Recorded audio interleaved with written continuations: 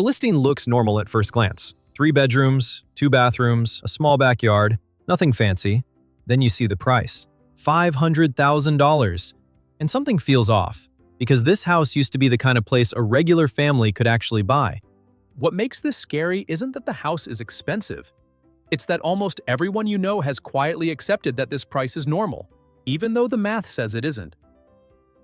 And today I'm going to prove, step by step, why a $500,000 house in 2026 is unaffordable for almost everyone, including people who think they're doing well.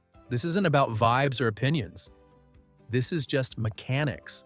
By the end of this video, you're going to know exactly what income it takes to buy this house without becoming house poor, why most buyers don't actually meet that number, and how the system quietly pushes people into purchases that mathematically don't work. Let's start with a number everyone skips past: the monthly payment. When most people hear $500,000 house, they don't think in total cost, they think in monthly terms, because that's how the entire housing industry sells homes. Not on price, on payment. So let's build this from the ground up, using conservative, realistic assumptions for 2026. Not worst case, not best case, just normal. First, the purchase price, $500,000. Let's assume a 20% down payment because that's what avoids private mortgage insurance and is often treated as the responsible move. 20% of $500,000 is $100,000. That alone already eliminates a massive portion of buyers, but we'll come back to that. That leaves a $400,000 mortgage. Now we need an interest rate. In 2026, assuming rates ease slightly but don't return to the free money era, a realistic fixed 30-year mortgage might sit around 6.5%. That's not a prediction, it's a middle ground.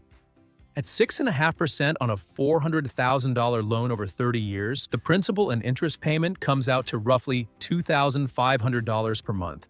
But that is not the housing cost. That's just the debt service. Next comes property taxes. In many parts of the country, property taxes run around 1% of home value per year, sometimes more, sometimes slightly less. On a $500,000 home, that's $5,000 a year, or about $420 a month. Then homeowner's insurance. On a house like this, let's call it $150 a month. Again, conservative. Then maintenance. This is the cost nobody budgets for, even though it is guaranteed.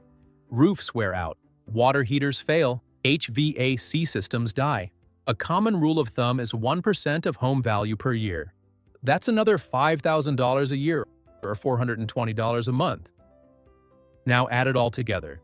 $2,500 for principal and interest, $420 for taxes, $150 for insurance, $420 for maintenance. That's roughly $3,490 per month. Call it $3,500 to keep the math clean. This is the real monthly cost of owning a $500,000 house, not the Zillow payment, not the lender estimate, the real cost. Now here's the key rule that actually matters. Housing affordability isn't about whether you can technically make the payment this month. It's about ratios. Most financial guidelines say your total housing costs should not exceed 30% of your gross monthly income. Some lenders allow higher. That doesn't make it safe. It just makes it approved. So if $3,500 is 30% of your income, what does that imply? It implies a gross monthly income of about $11,600. Multiply that by 12, $140,000 per year. That is the income required to comfortably afford a $500,000 house under conservative assumptions. Not survive it, not stretch into it, afford it. And this is where the illusion collapses. Because when most people picture someone making $140,000, they imagine someone rich. But statistically, that income puts you well above the median household. And yet, even at that level, the house is only just barely reasonable. Now let's talk about how many people actually earn that. The median household income in the United States sits far below $100,000. Even among dual-income households, breaking $140,000 is not common outside specific professions or high-cost metro areas. And ironically, high-cost metro areas usually come with even higher housing prices and taxes, which push the required income even higher. So who is actually buying these homes? The answer isn't people who can comfortably afford them. It's people who are stretching, leveraging, and betting that future income or appreciation will bail them out. Let's look at what happens when buyers don't have that $100,000 down payment, because most don't. If instead of putting 20% down, a buyer puts 10% down, that's $50,000. The loan jumps to $450,000. The monthly payment rises. Mortgage insurance appears. The total monthly housing cost pushes closer to $3,800 or $4,000. Now, the income required jumps again, closer to $150,000 a year. And if the buyer puts 5% down, which is extremely common, the math gets uglier fast. This is how people making $90,000 end up buying $500,000 houses. Not because it makes sense, but because the system allows it. And this is where psychology enters the picture. Humans anchor to what's available. When every listing starts with a 4 or 5, the brain recalibrates. 500,000 stops sounding expensive. It starts sounding normal. This is called normalization bias. When abnormal conditions persist long enough, they feel normal even when the math is broken. Add in social pressure, friends buying homes, parents asking when you'll buy.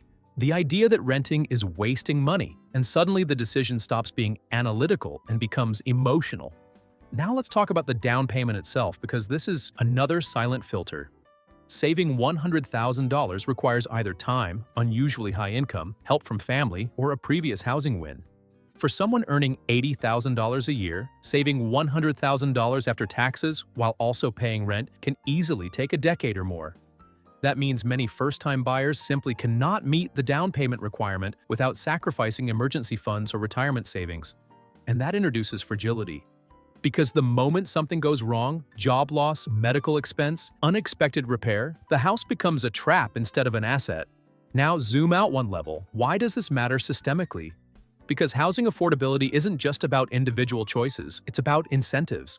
Lenders are incentivized to approve larger loans. Agents are incentivized to push higher prices. Builders are incentivized to build luxury because margins are better. Cities are incentivized to restrict supply through zoning. Every part of the system benefits from higher prices except the buyer. And when prices detach from incomes, the only way transactions continue is through leverage and risk. That's exactly what we're seeing. The market hasn't become affordable. Buyers have become more stretched. Now let's address the most common rebuttal. But rents are high too. Yes, they are, and that's part of the same problem. Housing scarcity pushes up both rents and prices. But high rent does not magically make an unaffordable purchase affordable. It just makes both options painful. Affordability is not about comparing two bad choices and picking the less bad one. It's about understanding the underlying math so you don't confuse pressure with logic. Here's the uncomfortable truth. A $500,000 house in 2026 is not a middle-class purchase. It's an upper-middle-class purchase pretending to be normal. Most buyers who purchase at this level are doing at least one of the following. They are spending more than 30% of income on housing. They are under-saving for retirement. They are relying on dual incomes with no margin. They are assuming future raises will fix today's math, or they received outside help. None of those are moral failures, but they are risks.